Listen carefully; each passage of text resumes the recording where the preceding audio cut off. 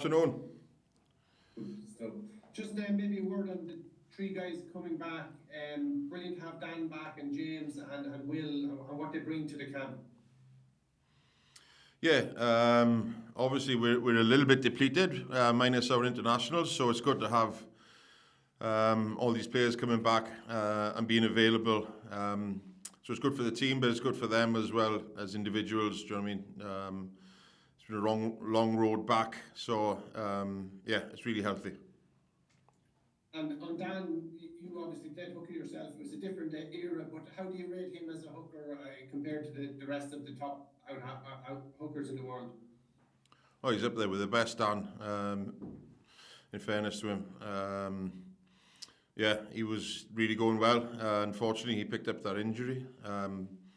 But you know, he's a modern day hooker, really, with regards to his attributes away from the set piece. You know, he's sound a set piece, but it's obvious to everybody he's got so much to offer in the game outside of that as well.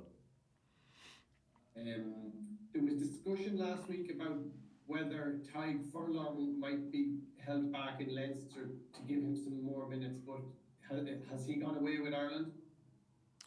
Yeah, he's away with Ireland. So, yeah, you know. How did he finish up? Because obviously he was 3 months out. He got a game then in the Champions Cup, but maybe people would have expected to see him get some more minutes into his legs before the Six Nations. Was there much of a debate about whether he could benefit from another run out with Leinster?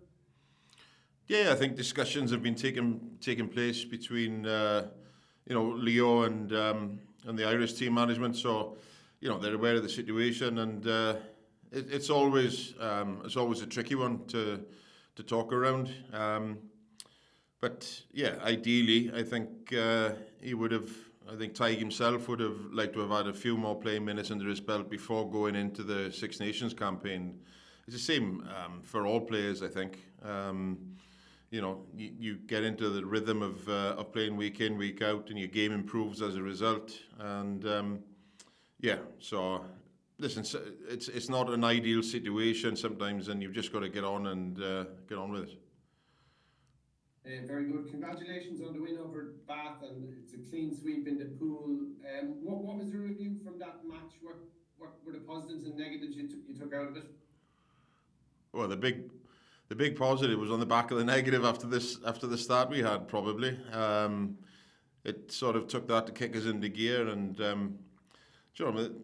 when you come up against quality teams, you've just got to be better than the opposition on the day, and some things will go your way, some things will go against you. There's new laws come in, and there's a lot of things to consider, but listen, we're just happy at the moment. We're holding on to a 100% record, so that's great. We know we got a big challenge on the weekend against Stormers, so just one game at a time, and Stormers is the next one up, so that's going to be a big battle for us. Just maybe one more for me. Just you have obviously a close-up view of how Jack works, and from the outside we can see Leinster's new defensive structure this season against La Rochelle was probably the epitome of what you guys are looking for.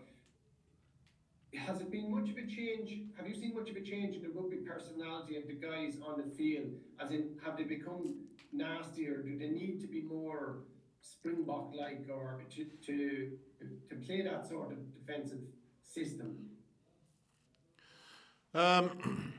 No, I think what Jacques brings, he brings a lot of clarity with him, and when you focus solely on one area, then it's a lot easier for your messages to be a lot clearer. You know that when he's talking about defence. He's obviously vastly experienced, and he's very open about things to try and what's worked for him in the past, etc. So to bring that type of clarity and focus to the defence, a lot of players will grow under that If they're defence-minded and they measure themselves on their defensive qualities, then it's great for them to have that level of experience guiding them along the way. So, it's a lot easier if you've got someone like Tyler, obviously, who's focusing on attack. So between the two of them, it's good in the way that they bounce ideas back and forth between each other. The makeup of the week, the makeup of the training sessions. So it's really those two working hand in hand together and creating that environment that's competitive. It's not soul destroying where the defence is always on top or what have you. So it's a nice little balance there, and I think the players are enjoying it as well. Thanks, Robin. Cheers. Thank you. Robin, Justin Tracy, if I may. Robin, the draw for the last 16, I suppose your take on that, and the fact that you've managed to avoid the four big French teams, do you see that as a real positive until much later in the piece? In fairness, like Harlequins are a quality team, and you can't take any team lightly at this stage of the competition. And I say that ahead of the Six Nations because the picture may change from an injury point of view to squad strengths, etc. But listen, it's going to be.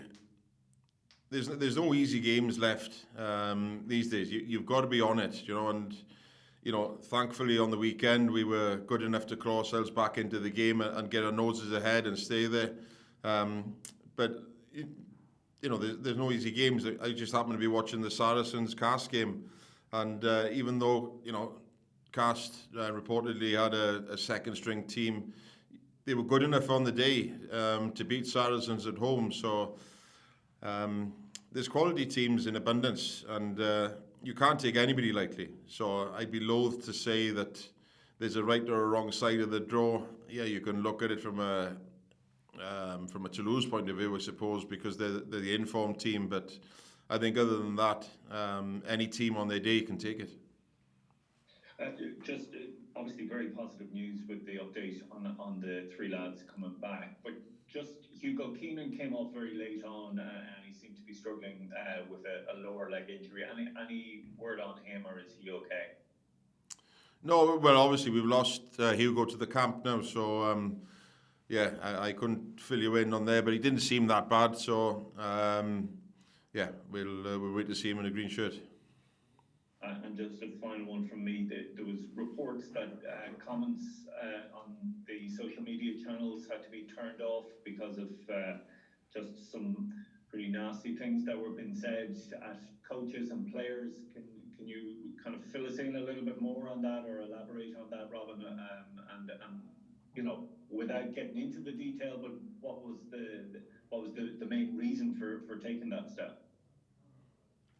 Sorry, I'm not on social media, and I got no idea what you're talking about. And that's honest. Okay, Paul might be able to help us there. Okay, thanks a lot. Cheers, thank you. Cheers, guys. Anyone else? No? Well, I'd say Paul is not there. He's probably on a day off today, I could imagine. Yeah. Is that Bernard? It's Kevin here today. Paul's not here. Okay. Oh, yeah, very good. No. Well, I mean, was there any line from Leinster officially about turning off the comments on the? Nothing official, but I'll chat to Marcus and see if we will send one over to you. So, thanks a million. Cool. Stay off social media, boys. Stay off social media, I'm telling you. No, it's no good to anybody.